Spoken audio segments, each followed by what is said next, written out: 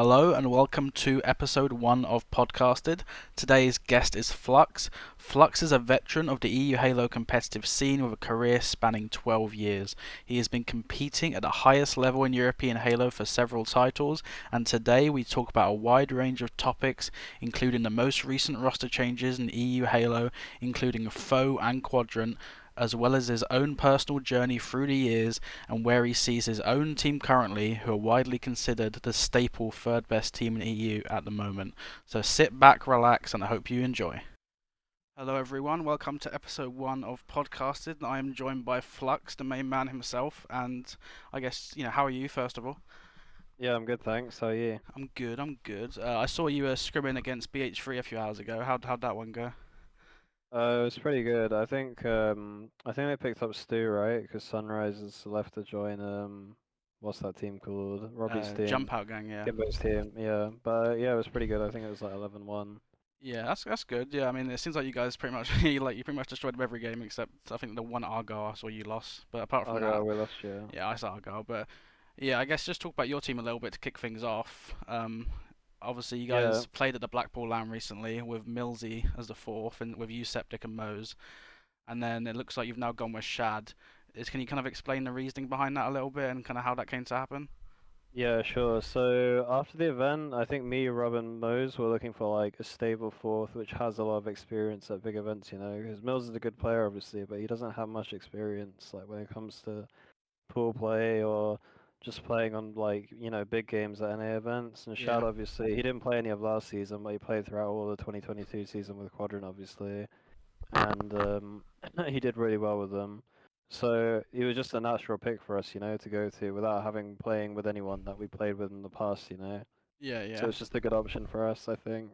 Okay, yeah, that makes sense. And has there been any issues like language barrier or things like that, or is like Shad pretty comfortable like calling No, out in no, English?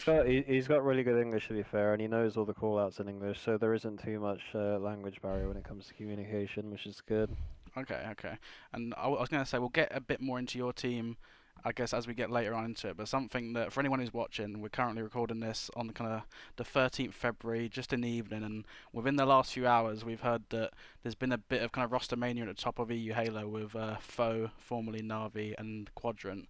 And Jimbo on his stream was saying that Snipe Drone might have been taken away from him to go to the Quadrant roster in place of Chick, and then apparently Chick might be going the other way and going to Foe. So I guess I'm kind of interested in like your reaction to that as the kind of, in my opinion at least, the kind of solid kind of third best team in Europe the last like kind of year or so, kind of locking down that Yeah. position.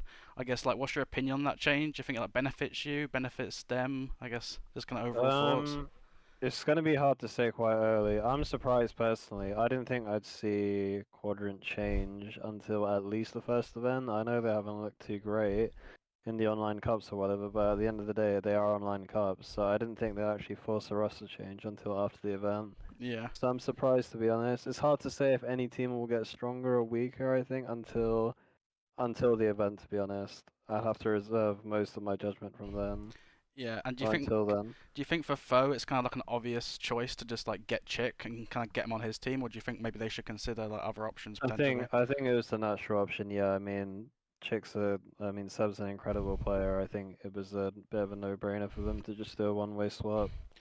Yeah, and yeah, like you said, it's such like a weird situation because I kind of feel bad for Foe in a way with just like how good they've been, and especially the last cup, like Yeah, 3-0ing them twice and just looking like so dominant.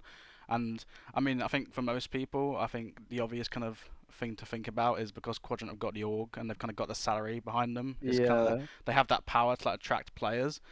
But yeah. yeah, it's like I you think said, for it's gonna be Mike tough. Sniper, and it must have been a no-brainer, right? Because he's Yeah, going from a non-salaried team to a team which is being salaried, and obviously it's a good team as well. So I don't really blame him for just instantly going straight into that.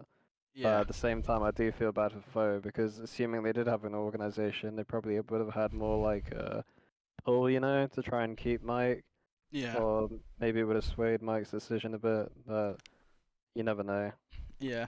I think for me, like to talk about, I guess the Foe roster a little bit. Like they've been arguably the best team in Europe for the last two cups. The last cup especially, they look kind of dominant, and especially in the kind of grand finals. do you think there's a chance that this change could make them stronger? I mean, I was thinking a little bit about the kind of like snipe drone, especially kind of like the older snipe drone. I'm sure he's improved now a little bit in this like department, but I remember there was a little bit of a stigma back in the day of like snipe drone doesn't really call out, and I think they even had a coach call out for him at certain events. And so, do you Yeah, back think, in H2A, I like, think. my first thought was like, oh, maybe part of the reason Chick might have been dropped was because of kind of like communication issues with Glory and having to call out in Yeah. English. But like, if Chick kind of goes over to that faux roster and they're already not kind of too used to like having Snipe Drone being like a vocal leader, it might not be like that difficult of a transition potentially. And in terms of like pure skill, I don't think he's like super far off like Snipe Drone's level. No, I mean, I think Snyder's communications changed a lot, like over time, like throughout H5 and leading into this game. He's got really, really good communication now, obviously, and even playstyle wise, he's completely different. Like he's much more versatile, and he's still got that anchory tendency, but overall, he can play like any way he needs to play, to Yeah, benefit his yeah. team. So I think it's a very good pickup by Quadrant, to be honest. Yeah, and I guess from a quadrant point of view, then, I know you obviously got to wait till we see a few cups, but what is your instinct telling you that that could be an upgrade for them and kind of up their ceiling a little bit? Uh, Yeah, I mean, going back to what I said earlier, you kind of have to wait until the event, but Mike is never a bad pickup, in my opinion, ever, for any team, and obviously he's a really good player. It'll be interesting to see how he fits in playstyle-wise with that team, because I don't think playstyle-wise, I'd say he's too similar to Czech, Yeah. but yeah, we'll have to see, to be honest. We'll have to see how they perform. Yeah, and I guess in terms of your team, like I said before, I don't know if this is a mischaracterization, but I've kind of had you guys as kind of the solid third best team in Europe now for quite a while. I feel like you Yeah, you and that kind of Mo's duo kind of had a kind of different combination of rosters the last year or so, but you've kind of always yeah, ended up for the most part kind of being that third seed. And I yeah. guess just talk about that. Is it a thing where like you think there's obvious things that need to be fixed maybe to like make that push to kind of get in top two and maybe thinking about first, or I Yeah, guess I just your mean, thoughts on that. I don't really think we're that far off, to be honest. The main thing is just like consistency and longevity with a roster, Like these Navi and Quadrant teams have had core threes minimum since early last year. They've been playing together. They've been very acclimatized to playing with each other. Whereas me and Mo's, we've only had we you could say we have a core three now with Rob for the last like better half of last year and going into this year. But before then, obviously, we had Glory and we had Lumi for a bit, and then we had Brandon for a bit, so it was kind of like chop and chase everywhere. Yeah. But I think getting into that top two is nothing magical. It's just obviously a lot of it's on the day. You have to play well on the day, but we know like how we need to improve as individuals and as a team, really, Yeah. to try and get into there. So I think it's just a matter of time before we start contesting those spots. Yeah, fair enough. And I thought it was interesting what you said about your kind of thought process of picking up Shad, and you were saying you kind of want to prioritize someone with a bit more kind of experience in those kind of big events, those big moments. And Yeah, I thought, looking at the foe roster in the off season, obviously they kind of lost out on the glory. And when it came to kind of choosing their new fourth, they picked up Wootum, who obviously maybe hasn't got the most experience in the kind of Halo land setting, especially. I know he had a bit of kind of online experience with Splitgate, but I guess from your point of view, when you were kind of assessing fourths, was there any thought process into maybe like taking a risk on one of these newer players, or was it always kind of set in um, stone that you'd go for a more There, we experienced one? we were always considering it, yeah, but experience was somewhat important to it. I mean, I think Wutham is a good pickup for Fogo, to be honest. He's got experience in a sense where he competed in Splitgate in a high level, so he's Yeah, not a complete like alien towards high level competition. And I think mentality wise, he's pretty stoic. I guess he doesn't really let much affect him. It seems yeah, like yeah, from watching him play. So I think, and I know Jim, like as a guy always has like a tendency towards preferring newer players. Obviously yeah, with like Liam and he's always quite good at molding those players into becoming more well-rounded and learning the games. So I think it is a good pickup for them. yeah. And I guess also with Wootum, it's kind of one of those things where because he's proven that he can reach a certain level in a different game, it feels like maybe less of a gamble. Whereas maybe Yeah, some of these yeah, other players, like 100%. you don't quite know what their ceiling is. Like so, yeah. Yeah, 100%. I guess yeah, from that point of view. But yeah, I guess and just talk about I guess the rest of the kind of EU comp landscape a little bit. Like I said, you kind of had Foe and kind of Quadrant locking down that top two. You guys kind of locking down third for the most part. When you kind of look at the teams below that, maybe the kind of top six, top eight in Europe. Is there any teams that you think have got the potential maybe to push on and challenge the kind of top four, top three? I mean, honestly, like I like to say, I think that we started off a bit shaky, but I think it was just, because we haven't played properly in a while and we're doing a bit of dumb stuff. But I think I like to say that we've kind of locked down that spot now. But I think Robbie's team, like Kimbo's team, is pretty good to be honest. I know they made a change and got rid of Hollers, which I personally don't agree with, as I think Hollers is really good for their team. And they did beat us, to be honest, twice in the cups, albeit best of threes, they still did beat us. I'd say they're a good contender, but I even think BH3 aren't too far from them. And who's the other team? Like the Um, respectful teams, yeah, I'd right? say the respectful team, and the other team, I guess I wanted to get mentioned too. Not to sound too biased, but I think the Warlord Looney kind of bittersweet duo when they get two more players. I don't think they've quite worked out who that's going to be yet, but I think considering they got top four the last event, I feel like I'd throw them in the mix potentially. Yeah, But no, I'd definitely throw them in. It's kind of hard to say because these rosters chop and change a lot, you know. So yeah, it's hard, but I definitely think Brandon's team is really good. I think that I am Ninja guy is very good as well. He's a prospective guy. Desire's been solid for a while, but I don't think I could clearly outline, you know, like who's better between them until yeah. they play more and we play more cups. Yeah, what's your opinion, by the way, on that new kind of Ninja respectful design in the mains roster? Like, I think I the think it's is it. I was gonna say the thing I'm curious about is mainly from like a respectful point of view. Like, was that something that you think he's like got the passion back and he's trying to prove people wrong and get all these young guns and go on a run, or is it kind of like not to be like um harsh, but has he kind of run out of options maybe a bit? I think it's a mixture of both, to be honest. I think he has run out of options a bit. I think most people know what Brand's attitude is like as a player, and it's quite tenuous, I guess, with like, you know, the top circle. I think most people are quite hesitant, obviously, to play with him, but maybe he's got some like, you know, renewed vitality playing with younger players and he's enjoying the game more, you know, and you know, teaching like younger players how to play. And Yeah, I think his team's definitely, but you can tell by the way they play as well. You know, they're very like fearless, and you can tell that's like something that brands, you know, put onto them. They yeah. play with a lot of confidence, and they all have a lot of individual talent. Yeah, I was gonna say with like respectful, like, do you think this is the first time maybe in his career that he's kind of been that leadership role on a team? I wouldn't say it's the first time. I think in Halo 5 when he was playing with Moses' team, he somewhat in that infused roster, he somewhat shouldered a bit of leadership responsibility. But I think it's been yeah, probably a long time since he's done it for sure. Yeah, I think that's be interesting to see him because I think it could like almost bring the best out of him potentially because he kind of I realised know there's, you know what I mean? yeah, I was gonna say I know he really enjoys like from previously playing with him, he really enjoys taking that leadership figure in teams where he can have some, you know, like some element of control Yeah, what's yeah. going on. So I know he does thrive under that. Yeah, and I guess you're talking a bit about, I guess, like their play style and that kind of fearless like mentality. I guess I just kind of wanted to get your opinion on like just the meta a little bit generally in Halo Infinite, and like I guess especially of your team. Is it like a thing where like you're looking at teams like Quadrant and Foe who maybe are like having a bit more success than you, and do you think it's like they've got like a better understanding of the meta that you're trying to adapt to, or are you kind of like having maybe a bit more of like a kind of Ryan Noob classic approach where it's like we're gonna play the game our way and make it work?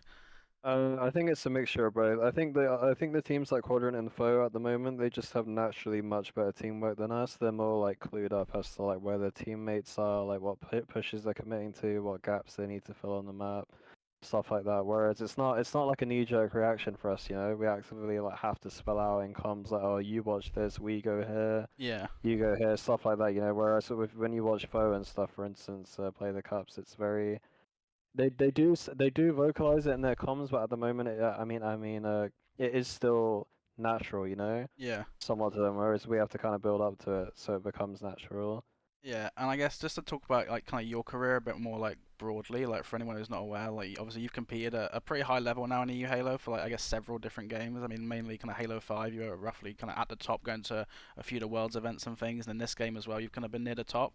I guess going from I guess talk about maybe Halo 5 to this game, and maybe even some of the more classic Halos. Is there kind of a big difference in this game in terms of how it's played, in terms of like improving? Do you think it's a lot more kind of setup based, and you need to do a bit more VOD review, or is it like a little bit I more free flowing maybe? Yeah, well, I think this game is much more team oriented than Halo 5 is. Obviously all Halo games are team oriented to some degree, right? I think Halo 5 there was an individual could have a lot more impact on the game, you know, like players like Shotzi and Frosty and whatnot.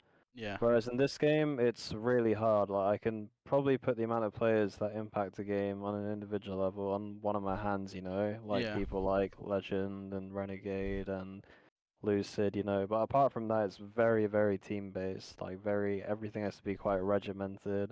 done Yeah, together. Where in Halo 5, you could take some fights and you could, you win one or two crazy fights and the map opens up. You could kind of just do a lot more on your own. yeah, So it was strange going from Halo 5 to this game. I think a lot of people were playing it very similar to H5 at the start, yeah, but as the game went on, people realized that you can hold hands more and do stuff in a more coordinated manner, and that's where we are right now in the meta, I think. yeah. Okay, fair enough. And I guess I wanted to just I kind of touch on your competitive journey a little bit, and like if I'm not mistaken, was Halo 3 really your kind of first Halo getting into the kind of competitive side of things? Yeah, so OGH3, like back in 2009. Well, the first way I got into Halo was signing up to the forum. I think I played with someone in MLG, and eventually that guy was like, "Oh, you should sign up to Halo 3 forum." It's like where all the competitive Yes, those community were the is for days. Europe. Yeah, So I signed up to that forum, met loads of people, spoke to loads of people, and I was trying to go to Liverpool, the ECL1, which is the yeah, first big, big, big European event for Halo 3. And I had a team, I think it was like Creepy, Torn, I can't really remember the fourth, but I kind of felt I had a pretty dodgy reputation back then because I was only 13, people didn't know if I would dodge, I had an annoying squeaky voice, I was a bit of a stat, I didn't really know what was going on. It was a combination of things. So yeah, Halo 3 was the first, but I think I seriously tried to compete during the Zero Bloom No Sprint Reach yeah. when I went to my first event, which was EGL 8 with the team was actually going to be me, Proxy, Johnspin, and a guy called Alad, Brightside, but Proxy ended up dodging last second, and we picked up our pricings coach, Septic, my current teammate, That's crazy. funnily enough, to fill in for us, and yeah, that was my first ever event. Damn. 2012, I think, EGL 8.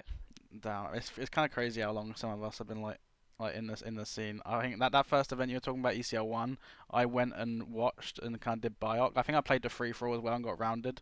And I Yeah, played against Reaction. I was like fanboying because I like outBR'd him once. And I was yeah. like 12 years old. And then I think we were lucky because it was in Liverpool, so we had family in Liverpool, so that was our excuse to go as like a family holiday. And then Yeah, yeah. yeah, and then my brother had Still a went to that team. event, Yeah, right? his team Ethnic and crumbled.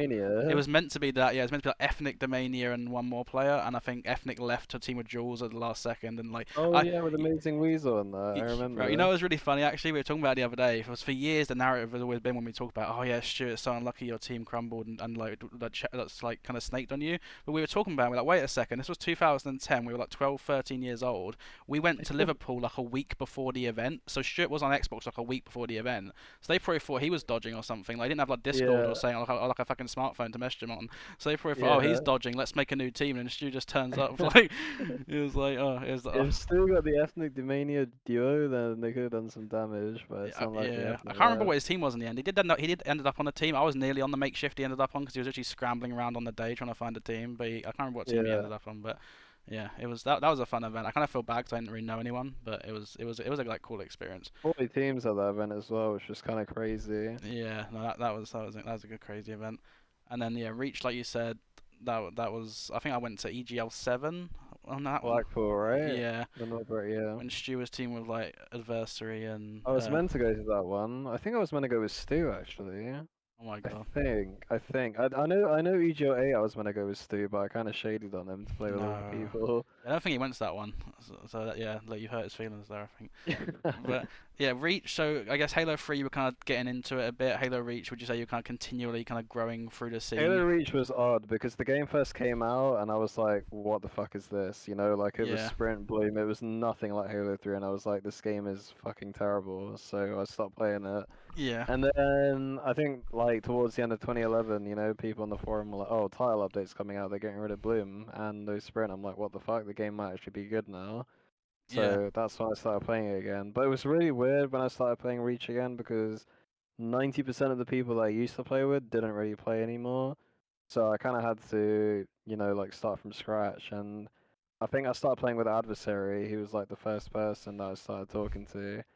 And then I slowly started climbing up the ranks yeah. a I little was gonna bit. say, I remember my first like real like memory of you like properly in that like Halo scene like, with like personal experience was that I think that Halo 4 roster you were on for a little bit with it Oh was my god. Warlord, Adversary, and Moze, and Yeah, I remember like being part of the online God Squad. conversations, yeah, with my brother, and then I think at the time what he said to me was that apparently because you were like really focused on like studying at the time, you didn't have like, a lot of time to play, Yeah, that's right. and I think they were head casing a little bit about like needing someone who grinds. I Uh, basically just didn't come online for weeks at a time because my parent obviously like it's a joke because it was GCSEs, but Asian parents and all that blah blah blah. They were like, "Oh, you gotta study." I was like, "Fuck, I can't really come online." So I ended up just getting dropped. I think a few weeks before the event, and they picked Respectful. I'm pretty sure. Yeah, oh yeah, and that was the infamous I-49. For anyone who wasn't around back then, yeah, it was like Respectful, Mo's Warlord, and Adversary, who's not really around too much anymore. It was like the online God Squad. They were arguably like the kind of third, second best team online. Like they were having like really good scrims, and then they went to the event and they played like some kind of veteran makeshift roster with like Buck 57 and Gaskin Jules, in the Bucks or something, and right? yeah, it was Gaskin, Jules. Buck 20, AZ, and Valadan, I think. And yeah, they lost, and that was like a big upset. And it was like, and I think in losers Yeah. bracket they lost like Machine Gun Sheep or something. But yeah, I think they got top six in the end, which is like a little bit of like a yeah, bit of a bad one for them. But yeah, that was like that was my memory. I think if you were on that team, they probably would have won that series, But I like to think so, yeah. it is what it is. It was So meant to be adversary that was meant to get dropped the whole time, you know? oh Like, my god. he was the one that me and Mose were going to get dropped and pick up Brandon, but because I didn't just come online at all, like, obviously they ended up getting Brandon for me, so Oh could have been a different story. yeah, things could have been so different. And then I guess for the rest of Halo 4, right, you didn't really compete too much because I think things kind of died off quite quickly towards the end of No, Halo so I 4. was going to start playing again, like, after my exams, but I just saw the scene just took a horrible turn for the worse, and I saw Ramirez, like, ended up making, like, the settings or something, right? Oh Right yeah. from, like, it was because it was a 5-shot kill the BR used to be, right, on Halo 4? We had Right? like I think it was 5 shot and then we made it, there's like some mod that made it 4 shot and then That's suddenly it was right, like no yeah. sprint as well and EU was Yeah. playing different settings to NA like it was like just so up in the air. Yeah, it became really fragmented. And as well, I think MLG dropped Halo as a game as well, which kind of killed it off a little bit Yeah, I at think that that's the time. deadest that Halo comp scene has ever been was kind of Halo 4 like at Yeah, that time. yeah. But people have no right to complain nowadays, like, because people have no idea what Halo 4 was like. It was Yeah, no, atrocious, like, that's why I always absolutely say I feel like I'm atrocious. conditioned to like appreciate everything Yeah, because I'm if you like played during Halo 4, you know what dead truly means, because that was fucking dead. Yeah, that was my prime game. I love that game. And then H2A, unless I'm wrong, I don't think you really competed in H2A, right? Didn't touch H3, no. I was doing my A-level exam, so I didn't really have time to play for it. I remember before the game came out, I think Johnston or Mose or someone hit me up on Skype, because that's what we used back then, and was like, oh, come coach us for the, because it was Gfinity, right? The first European Yeah, event. yeah, Yeah, and I was gonna buy the game, but I remember it came out and it just didn't work. I remember everyone was saying like we Oh, can't it was play so broken. customs, like I'm swapping teams and matchmaking to the other team. You can boot people out your matchmaking games. Like just click on their name and boot them and I was like, oh fuck this, I'm not playing this if it doesn't work It was so properly. chalked at the start. There was a glitch called the BT glitch where anyone that had BT as the internet provider literally couldn't play the game. Like it Yeah. was like the most random glitches you've just never seen before. Like I'm pretty sure my team for the first land wasn't even able to like practice together because we had like so many issues. But yeah, it was like that Halo was like a bit more active, I think, than Halo 4. We had like the Odd Eye series event, and I think yeah, like one or two Gfinities we had that were kind of like Halo backed, like officially, but like Yeah, it had a few events, right? Gfinity, Battle of Europe. Battle yeah, of Europe was quite big, right? I think it was the biggest prize pool for a European event. I yeah, think that one up to was like that the point. big one. That was like massive. Yeah. But outside of that, it was a little bit dead. Um, and then I guess moving on to Halo 5, and I think this is where things really kind of picked up in like in terms of how big things were as a kind of competitor. I'm thinking kind of mainly of like year one and two Pro League prize money, and I guess when was it in your head? Because I think I saw you compete kind of early on with Stu on a roster Oh, with bro, some my people. my H5 yeah, my H5 journey was strange. So I bought an Xbox. Like I was playing Counter Strike with Zavi, who was coaching in Fuse at the time. It was like Chalky, Two Foxy, and Rami. And he was like, "Oh, Halo 5's coming out. Like we should play it." Because we were getting quite bored of playing CS. So I Yeah, bought an Xbox and we were playing it. Me and him were just searching as a duo. And I was actually like, wow, this game's actually really fun. You know, it's different from all the other Halos. I feel like I don't feel too behind, like skill-wise, I guess, yeah, because it just played a lot differently. So I kept playing it, and it was a bit weird. I was scraping together like kind of like shit teams. I was playing with like Nightfire at Oh, some that's who point, it which was was. Yeah, yeah. And then I think I like messaged Stu at some point. It might have been a few months into the game. Like, yo, you should team with me and Nightfire. I think we had like Epi or something like that. yeah, Very very random team. And then I remember. So obviously I didn't compete any throughout the first season, like the Chief Infinity, the first Worlds, the EMEA, any of that. I was just too crap to play in general. I think after First Worlds ended, I remember, I think me and Stu were just like, yeah, we should actually do a serious team, you know? Like, because I was actually getting decent at this point, you know, I wasn't that bad. And I was like, I just said to Stu, or I think Stu said to me, we were just like, we should try actually get a good team and give these Pro League qualifiers a good shot. And I remember Bash at the time was like a big up and comer, you know, like individually, he was yeah. insane. And Doodle went to Worlds with Fabi, obviously, and we weren't really sure what his team situation is. But I know that obviously Dan and Stu were really good friends. So I was Yeah. saying to Stu, like, you should try convince Doodle to play with us, assuming he doesn't get any offers. So that team randomly came together, and we just randomly decided to just be decent somehow, which was weird. And played in the first Pro League qualifiers, and yeah, I think we beat Dinosaurs to qualify for Pro League. It was like Buck 2057.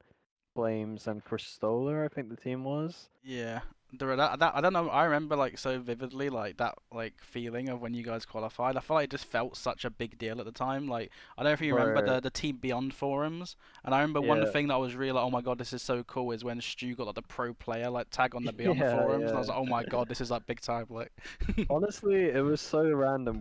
I thought I had a good feeling that we had a good chance to qualify because for some reason we were much better than we thought we'd be. I don't think we expected to actually be like in contention for like we weren't like, oh, we're definitely gonna qualify, you know.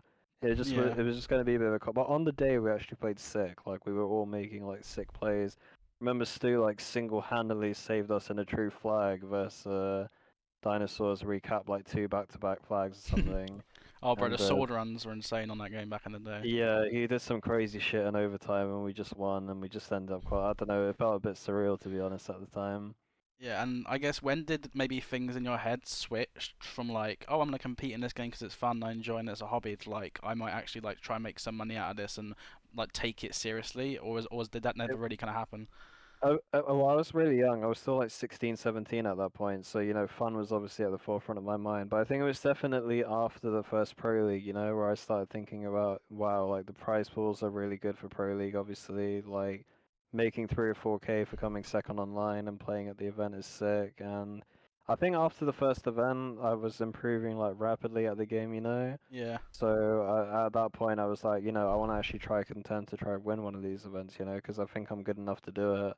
yeah. And that's when I slowly started, like climbing up and asking better players to team, and, like try to give them a chance on me, Yeah, I mean that was like big money Kimbo. back then. Like for like someone who's like 16, like I remember like the first Pro Series finals, I coached you guys. I think I just kind of got in because I was Stu's brother and mates with Doodle, and like I remember I coached you and we agreed like, oh yeah, you can get like a 5% cut of the prize, and I was like 16, had like zero money, and then like I just got Yeah, like £250 for coaching, and then like I got like a free like Astro headset, and I was like, oh my god, this is incredible. Like, yeah. No, the prize pools for pro leagues were crazy. If you won both online and at the LAN event, you won 10 grand per player, it which was was yeah, it's crazy for actually a European insane. event. I think that's the biggest things have been right, maybe arguably, like even bigger than this Prize game. pool was 100%, yeah. That was Prize like the pool was golden for age to be good at Halo, I think. yeah, yeah. It was fucking insane prize pool wise, honestly. Yeah, that was Sad they never nuts. did another one. Oh, I know. It'd have been good. I kind of like that system to be honest, but yeah, it was. I know it had some flaws, but I liked it. But I guess after that kind of first series, like that first pro league, I think obviously you guys end up getting Kimbo. I think for the second season instead of Stu, and then I think the first one you got fourth, and with Kimbo you got second, so you kind of carried on Yeah, gradually going top up. two at the second one, which was good. We didn't really expect to get top two. I think we were on paper probably the worst, maybe arguably the third best team heading to the end to that event. We're not really sure. Vibe were meant to be the second best team. Yeah, So when we beat them, we were kind of like, what the fuck, you know? But Fabi, we always knew was going to be insane to beat. They were like clearly like the best team at the event. yeah. We'd have to pull out something crazy to beat them. So top two was like really good for us. Yeah, and what was the first world you qualified for? Um, so that season was a disaster for me after the Pro League. Like we went to Wembley, I think we dropped Batch and Doodle, and we picked up Snakey and Chris from Vibe, Yeah. and we were really good online, and we were really good at the event to be honest as well. But we just couldn't close out series. Like we lost Game 5 versus Fabi, if you remember, in winners. Oh. Um, and we lost Game 7 to SY as Supremacy, which was like SLG Solar, Fragger, and that, and for Worlds qualification at the event. So obviously we were all like heartbroken after the event, and we made a really stupid roster change, which was we dropped Chris for an online LCQ, which was suicide at that point for Snipe Drone. I mean, we scrimmed the night before the LCQ, and we were battering London Conspiracy, the other good team in the qualifier, but then we actually played Yeah. the qualifier and absolutely shit the bed. Wait, so was this an online So qualifier to get to Worlds? yeah. So it Oh was my top 2 lord. from that Wembley event, which we should have got, but we choked. And then the next spot, because I think they reduced the amount of spots from 4 to 3 for that World, so we were fighting for the last spot. And I think London Conspiracy made it with Chris Damn. for That that is one. pain. Bro. And then, so the first one, the only worlds I went to in H5 was the third one with Batch, Two Foxy, and Ramirez, which was just pretty much just a makeshift like scrap together team. Yeah, I remember, bro. I remember the qualification for that. I think you guys played against the what was that team? It was like Hollers, Shiesty, Kais, and Lumi, was it? Slumpy, Oh, I Slumpy. think it Yeah. Oh, yeah. was. Yeah, Yeah, Slumpy. I think was that your series to qualify for Worlds, right? that was yeah, series to qualify because they changed it back to top 4 of that event. I'm pretty sure. And then my team was Mocket, and me, Squashy, Warlord, and Looney, and we had to play against Fable, which was like Snaky, SLG, Fragger, and Cristola, I think it was. Yeah, that's right. Yeah. And I was like the dream was lighting up in my head. Like we played game one, we're up 2-1 on CTF. We're running the third flag back. They like got a last second touch, counter capped us, like win the game one. And I was so heartbroken. Like and then yeah, Yeah. game two was kind of close. Game three, not really. And then we had a bunch of crashes. And but I always do that kind of mental math in my head of like if we did just won game one, we're really good at CTF. CTF was game four Yeah. again, and then who knows what happens in the game five Slayer. I was like I always try to think that it could have gone differently, but. Yeah, that feeling though of qualifying for 2018 Worlds, I guess maybe it wasn't like a grueler of a series, but like, what was that like feeling like when you're like, oh It my god, felt I'm good, going? because I finally made a world for Halo 5. Like, regardless of how we did it, I'm actually gonna make one of the worlds of H5, so it felt good. Our team was a bit whatever at the time. Like, we weren't like I don't know, like a super cohesive team, and were like we had our own internal problems, so it was a bit like whatever. But it was good to make it to worlds at least. Yeah, Yeah, and did then feel good. where did you guys place in the end? Was it what was Worlds like back then? Was it 16 teams? I think it was 16. I don't think we won a series, to be honest. We played like Reciprocity, got smashed. Played like another good team, Renegades or something, and got smashed. I can't remember the third team we played. It was you guys were a good team though, but I mean, yeah, I think things were just so stacked back then. I don't think you guys are probably like super grinding practicing with that team. Yeah. The top NA teams were just, I don't know, we weren't really a match for them at that point. But I mean, yeah, still to get to like qualify and have that experience, I think that's like a bucket list thing for a lot of like EU players. Like, so I think to get that Yeah, done like so long ago already is like really like insane. And I guess after 2018, I think things kind of died off a little bit. We had that MCC period, I guess. No, I think I remember you going to one of the. played throughout all of that. Yeah, I think you went to one of the Halo Reach lands in America, like tapping buttons as a fourth, right? that's right. Yeah, we did. What was that like? It was strange. When Reach MCC first came out, like me and Moes were grinding it, and we were actually really fucking sick, right? But I remember like a lot of the NA players were gassing us and stuff. But as soon as like the game like continued a bit, where you couldn't even find games if you're from Europe, and it was really hard to practice or whatever. So we had like no practice, and I think we didn't really know who the fuck to pick up for the event because I think we were gonna play with Jim or something, but he was playing with an NA team at the time, like Flamesword and It's like Squall or something. Poorly or Yeah. something like that. Yeah, so I think Mo's just randomly hit up tapping buttons, and we just picked him up. We played like 0 scrims with him, I'm pretty sure. Maybe like 1 scrim tops or something. And so we just turned up and just decided to see what the fuck happened. And to be fair, we placed top 12. We had like a really, really close series with what was the team? It was like Renegade, Pistola, Neptune. Saiyan, Lucid now, yeah, Neptune. We had a very, very close series with them, like 3-2 Pit, 250, 240 Nexus. Bro, those Close teams are there as insane. well. I mean, that team is insane, you just said, but even like your team having like respectful and tapping buttons and you and that on the same team is like, it's such like a Yeah, weird like team, but it's we like were so sick to be sick. fair. I think if we practiced, we could have got like top six or something, but we just had no Yeah. practice, so it was very like just whatever happens, happens at the event. Yeah, anytime there's like any kind of international roster, I just think it's really like extra cool for like, any reason. Like, 'cause you don't really Yeah, like see it Tapping too was often. a fucking machine as well. Like it's weird to play with someone, who's that like individually sick. You know, he does. I swear he just doesn't fucking miss. It's actually annoying. Yeah, Uh, he's an aimbot. so that was like kind of 2018, 2019. Then I guess 'cause we had I remember the kind of Halo 5 off season. I don't really think I remember you playing too much then. That was No, kind I of was like just playing MCC at that point, but I yeah, was gonna go back into it. But when you play Halo on PC, I'm just like, do I really want to play on 60 frames oh now? yeah. So I just didn't touch it. Well, Halo 5 is one of those games on console where like you need at least a week to like adjust your brain to like playing the game, and if you Yeah, take like 2 days off and come back to it, you like can't aim again. Like it's like such a unique experience. Where like yeah, I just couldn't. I couldn't mentally go through that like grind again. To be honest. I love the end of Halo 5. I was having a great time just grinding It quick looked play. good though. It looked really competitive, obviously with like Cartel. Looked really fucking good, and there were like a lot of newcomers that were doing quite well, right? Like Precision Knight as well. I remember that guy was Yeah, quite bro, I had good. the funniest roster. It was like me, Crossman, Tommy the Krogan, and Speed. And we like made some team, and we were all just kind of like end of Halo 5 grinders. And I remember we played at one of like the last Pro Series, and we ended up like beating a team of like Oh, I SLG, remember watching Snipedrome, this. Yeah, I Mose, remember. Yeah. I and I was remember like, "What is watching going this. on here?" Yeah, Like, I remember this. I was like, what? I remember because I had no idea like who was. I think that was my first time I was watching like the H5 stuff, and I remember you guys winning that series. I'm like, what the fuck's going bro, I on? literally back then I just grinded quick play all day, just like all day, just talking to my friends, grinding quick play, and I did turn up to the cups, and I was like, just like not missing a shot, and I was like, "Oh, so wait, if you actually play the game a lot, you get good." Like, wait, who'd have thought? Yeah, Like, this is the key all along. Like, wait, that was yeah. I kind of like that. I'm a bit biased, but yeah, it wasn't really too active at the end of Halo 5, and then obviously Infinite came out, and I mean you've had quite a few rosters throughout Infinite, but I guess like what was your thought process like going into Infinite? Obviously, you're like a little bit older now. You've had a bit of experience. You've gone to Worlds and things. Were you approaching it Yeah. a little bit more kind of like professionally, or was it still kind of like mainly out of passion? Infinite, no, Infinite, I was gonna take very seriously before it came out. Team wise was kind of strange before the event, so I was teaming with Ramirez, Riots, and Chalky. Funnily enough, before the game came out, because Chalky was gonna come back and play. But Chalky just did Chalky things and kind of egoed everyone, and me and Andy, Rami were just like, yeah, we're just gonna drop this guy. So it was me, Rami, and then Riots. Obviously, we're a team of three, and then we picked up. I can't remember who we ended up. No, we didn't have a fourth. We didn't have a fourth. And then I remember. Oh, okay. No, I fucked this all up. So so it was me, Riots, Chalky, and Ramirez, and they dropped me actually to pick up Jimbo. Oh I my. remember. This was 2020 before the game got delayed, so it got announced, but before the delay got announced. So I got dropped with Jimbo actually, and I remember I was fuming, and I messaged Jim like, "Don't team with these guys, like they're snakes or whatever."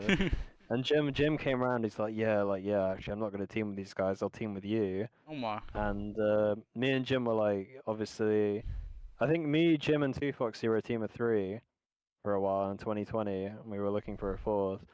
But eventually, I don't know. It was off season, so no one was playing. I wasn't really talking to my team. I wasn't really talking to Jim. I wasn't really talking to Perry. So eventually, I think Rami and Riot just offered with me to play with them again, and I just joined them. And then the game was about to come out, 2021, and we were like, we still don't have a fourth, and the game's out in 2 weeks. Yeah. Everyone was on a team at this point. Jim just signed with Navi or whatever, with Kimbo and Respectful and whatnot. Cartel were obviously a full team, and then you had Quadrant who were a full team, and then we just didn't know who to pick up. So Clonely at the time was someone I played a lot of MCC with, and I knew he was very good, so I kind of vouched for him, to Yeah. come and play with us. And obviously, you know what, like Riots and Remy are like, they're very skeptical. But I kind of, I kind of fought for it, and I said it's the best fourth we're gonna get, and it's a breath of fresh air, so we should team with them. Yeah. And that was the team that we went into going into the game. Yeah. And you guys had that team for quite a decent amount of time, right? Maybe you went to that first LAN together. It was just for the first event, yeah. We Okay. played Yeah. all the qualifiers and just rally, and then we changed after rally. I remember. Yeah, and I mean, I think I'll try not to skip over too much, but I think it's safe to say you've had quite a few different rosters in this game. Yeah, I've had So I loads of probably different can't go for all teams. of them, but I guess yeah, I kind of the main ones that I think of is obviously you had that kind of core 3-4 team that you had, and then I think the next big one that I remember was well, I guess you had that one for the Valencia LAN, right? It was like you, Shady, Snaky, and Moze. Oh yes, yeah, And yeah, that was that such an team. interesting roster because I was a little bit surprised with you guys at that event because I just kind of thought on paper that team looked so stacked that I thought you'd be like battling for like We top kind four, of we top kind three. of yeah. I mean, honestly, it looks stacked, but we didn't practice that much, and it was very toxic, like Yeah, within the team as well. So kind of like the worst thing which could happen did end up happening. So yeah, I mean, we could have on paper done a lot better, but I just don't think we yeah. performed, and stuff got weird at the event. Do you think that was like one of those situations where like you were still kind of you were still like learning lessons even though you're like quite experienced already? Like you're kind of taking a risk on Um, like talent maybe over like cohesion, and maybe it's like saying you're like I yeah, wouldn't do that again. I mean, the team was fine, honestly. Like, I don't know, like there were internal problems. I just think if we maybe practiced more and like had time to talk over stuff more, we would have done a lot better. Yeah. But we had a lot of problems internally, and stuff was quite like rushed, roster-wise. So it was just to kind of turn up and see what the fuck happens team. Yeah, because I remember, I think before that, right, you had Respectful on that team, and then he ended up joining That's right, yeah. Ascend. We beat Ascend in one of the online cups. I think it was the first time anyone ever beat them in one of the online Oh, that cups. was crazy. And then they dropped Shady and picked up Respectful. Yeah, So we just ended up with Shady. yeah, and then yeah, I guess so that event you got top six, and then how long after that was it? I think you ended up on that J-Lings roster. Yeah, so after Valencia, I think J-Links hit me up. I think they were running games with a few people. They were running games with Shady, but in the end, they just messaged me and said, "Yeah, we want a team with you." So I rounded out the first season with them. I think we got top. I don't know how we did in Orlando. I can't remember. I think we got top 16 at Orlando, but we just about qualified for Worlds. We beat we beat Space Station, which was the Mexicans at the time. Which pretty much, I mean, I think the only reason we qualified is because Quadrant kind of bombed out that event, and they got a placement below us. If you remember, they lost to Oh Team War. yeah, they didn't qualify for that, bro. It's actually crazy Yeah, Quadrant didn't qualify. they did us a massive favor to be honest, because I think otherwise we wouldn't have qualified. So we qualified for Worlds, and then at Worlds was weird. We boot camped, but we weren't super practiced, so we kind of just went into the event saying, well, it was somewhat practiced, but we'll just kind of see how it goes. Yeah. And that was surprising. I mean, we got top 12, which was very good, all things considered. I think we beat Team War Game 5 to get out of pools, which is a fucking crazy series, I Oh yeah, remembered. I had to bring that up because yeah, you obviously. I feel like that's one of those like infamous like EU Halo moments was like watching like that game and seeing. I think you got like 20 kills or something in game five. Yeah, I remember starting the game and I was like 13 and I didn't even realize I was 13 and 1 or something, or 14 and 1. I pressed the back button. I'm like, what the fuck? I'm like, yeah, there's no way we're losing this game if I'm literally 14 and 1 or something, Bro, you must have just been like full flow state. Like, do you even remember what was happening on your screen? Like, do you ever just think back and be like, what was I doing in that game? What can I just do that That's every what I game? mean. Like, I've watched it back. I mean, it's not on my POV much, but honestly, I just remember like I mean, credit to my team. Like, I don't actually think I was playing that insane. I think I was just in the right places at the right time, and it was just paying off because I was just cleaning up one shots and just making a few kills here and there, and eventually I'm like, what the fuck? I'm 14 and 1.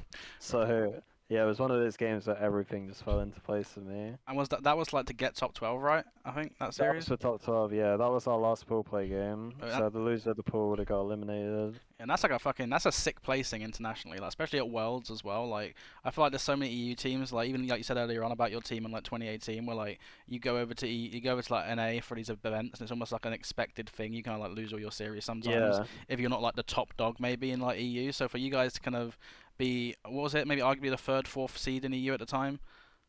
Fourth seed, I think we were, Yeah, yeah. to get top 12, I think like yeah that was nuts and that was Yeah, it like was really good. We definitely didn't expect it. We knew we could do it, but we'd have to play really well, which we luckily did. So yeah that yeah, we was pulled out the bag. That was massive, and not to go too sour on that, but then it wasn't long after, if I'm not wrong, that unfortunately you were kind of removed from that roster, and I guess you haven't got to Oh get too yeah. into detail if there's kind of awkward things I behind it, mean, but I can explain it, what yeah, I'd be happened. curious to I hear mean, that. to some degree. So afterwards, I don't really know what the fuck happened. I know that Jailing's always wanted to pick up Glory. So I think they approached Glory, but they approached Glory with the pretense that it wouldn't be me getting dropped, it'd be getting Morga getting dropped. Yeah, So I'd be playing with Glory. And that's what was known to Glory. So Glory, when he spoke to Jailings, and they were like, "You're not playing with Hams, you're playing with Morgan." Glory was like, "What the fuck, you know? Like, I'm not doing this." Like, because I thought I was joining with Hams. So Glory obviously declined. And at that point, they asked me to team again. I was like, "No, like you can't just drop me and I'm just gonna join back, you know." So they were like, "What the fuck do we do?" And I think I went my own way. I did my own thing. I made a team with Mose, Glory, and Brandon, and I think they picked up Burn, right? I think Oh Burn yeah, came yeah. over.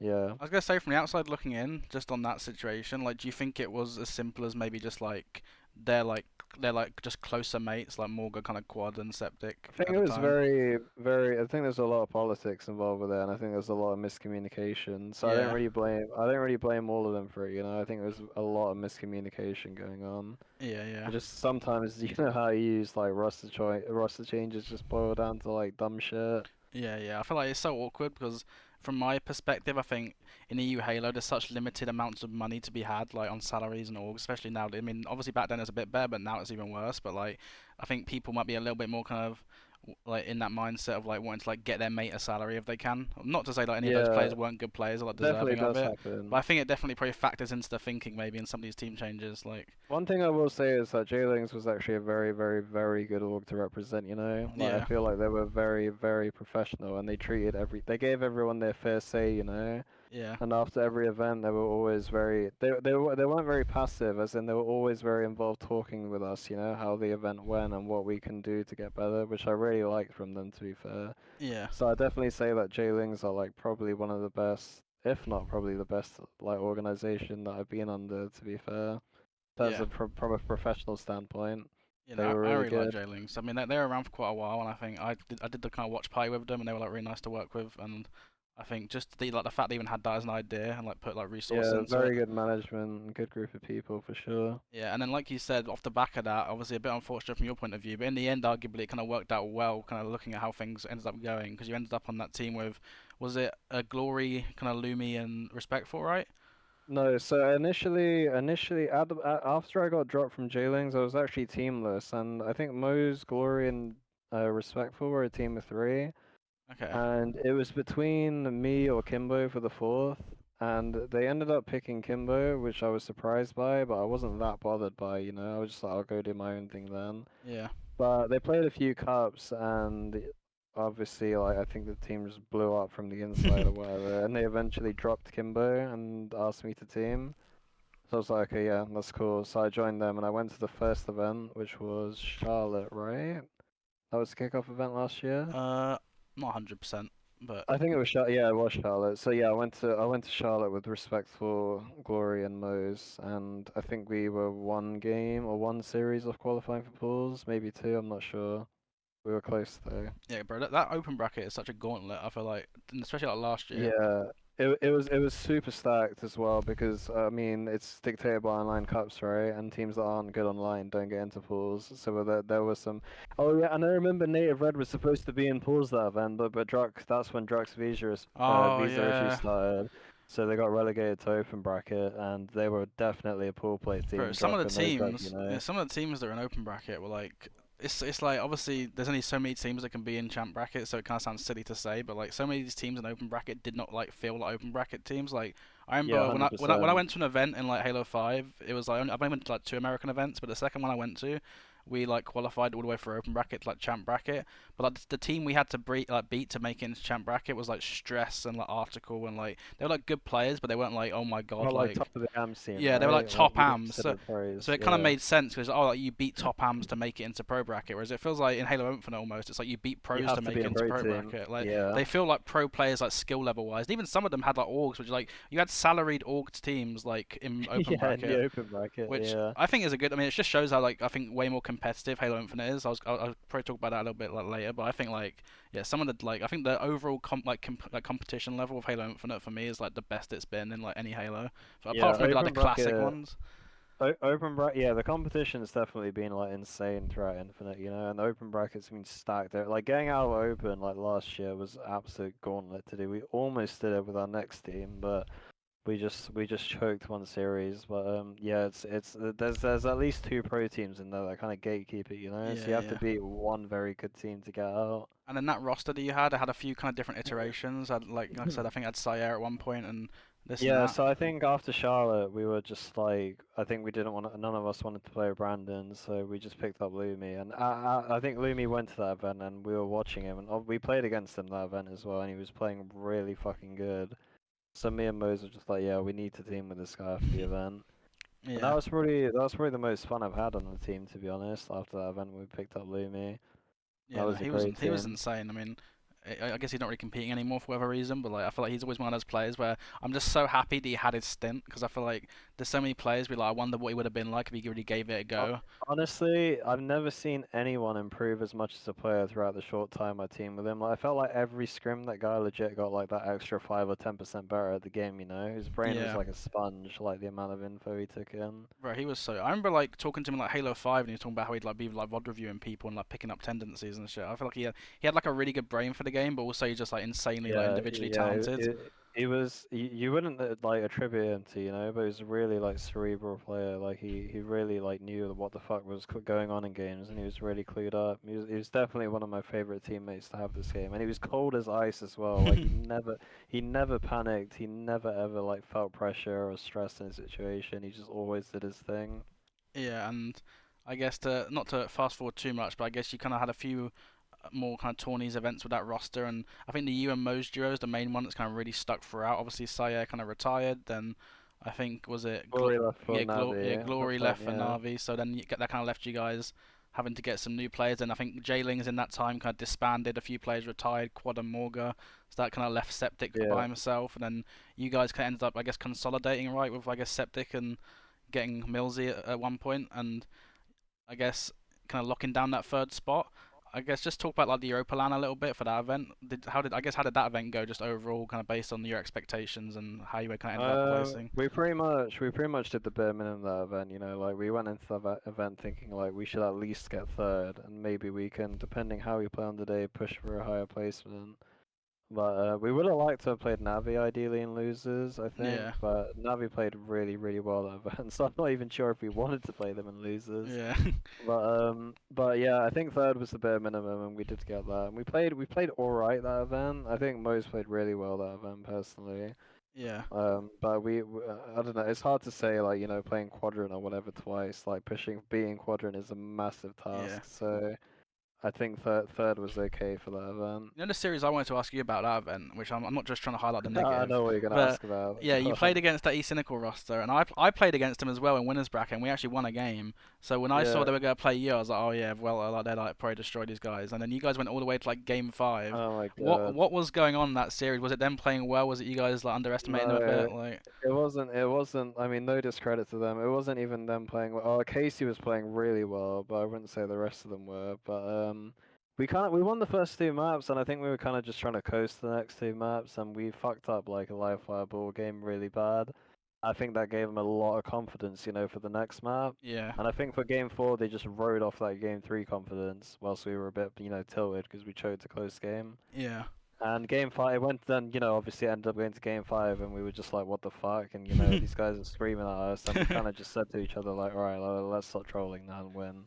Which is what we ended up doing. Yeah, I feel like I know it's gonna sound like the most dumb statement ever, but I feel like when there's always these really close series and it gets like a 2-2, it just seems like the favorite just always like finds a way to win. Like, Yeah, wait, I mean, it wasn't like I said. It tends like if it's not us fucking up, which I feel like we weren't. I mean, the favorite does tend to win. I feel like that happens because they kind of just realize what they're doing wrong a lot faster, and they don't allow it to happen game five. yeah, And we were saying, you know, like after game four, like we're just playing like absolute pussies. Like I don't know why we're playing like pussies. Like let's just not be afraid yeah, and just go win game five. Like don't go into game five like playing to lose, you know. Like yeah, take yeah. risks and press our advantages kind of thing. And I guess that's where it's helpful, like you said, like prioritizing having like experience on the roster, because you can beat a better team and you can like slam a team in scrims 13 times for the event, but like when you get to the event and like you lose a game and they're shouting at you, like Oh I yeah. think having that composure to like, oh, I've been in this Yeah, situation a lot of before. people get riled by it, but I've been shouted at for 10 years straight now, so I'm just like, whatever, you can shout at me all you want. Right. I love the. Do you have like any kind of philosophies on like like land trash talk, or do you kind of just like avoid it and then like see what happens? I've only trash talked once this game, once, and it was game 5 at Worlds versus Team War. Oh But yes. apart from that, I don't really, I'm not a massive fan of trash talking. I'll do it if I don't like a team or there's some kind of like storyline or beef between us, I guess. But other than that, Yeah. I kind of just stay away from it. I've heard a few different things from people. I remember actually it was the series against you guys when Mocket played. I remember after the event they told me that they had a whole strategy where like because it was Clonely's first LAN, they were trying to like target Oh, Clonely. really? I mean, I Yeah. think that definitely worked, to be honest. Yeah, I they said think they it were trying to was. target him with a trash talk because they thought if they could just rattle him a bit, like I think it definitely does work versus newcomers, because they're not really used to it. Whereas, like, if me, Max, or Andy get shouted out, we're just like, whatever, we've been shouted at a billion times before. But yeah. for newer players, it definitely does get in their head a little bit, I think. Yeah, I remember an event I played at was like it's like our second. I think it was our first MLG event or our second one we went to, and I remember it was like game one against it was our match to qualify for champ bracket, and we won game one, and one of the players in the other team, I can't remember his name.